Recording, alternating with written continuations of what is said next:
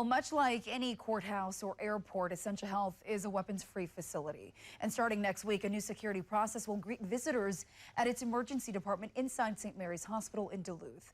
Northern News Now's Cara Kopp shows us how the screening process works. Before walking into the St. Mary's Medical Center emergency department, patients and visitors will now have to go through a security screening process. Basically, the device is just looking for and detecting any unauthorized weapons. Those at Essentia Health say this process is an added layer of protection for the staff and visitors inside the hospital. Hospital administration pointing to shootings happening in healthcare facilities across the nation. Our goal here is to be proactive, and that's really our intent with this. And they say all it takes is a few seconds. Here's a look at how it works. When they come in, they walk up to the device. You would then place all of your belongings in this bin. And then what they'll do is they'll be required to stand on a mat that's in front of the device. You are then asked to turn around in a counterclockwise circle for 15 seconds. If you do not remove any personal belongings that contain metal, like a phone,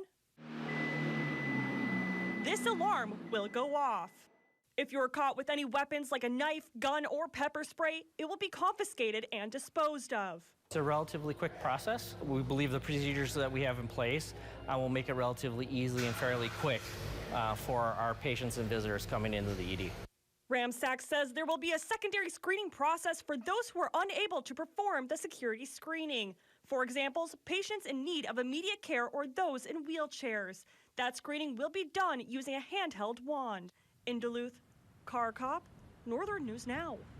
Cara, thank you. Now, Essentia will start with this new safety measure at their emergency department next Tuesday and then implement it across all of their campuses in the near future.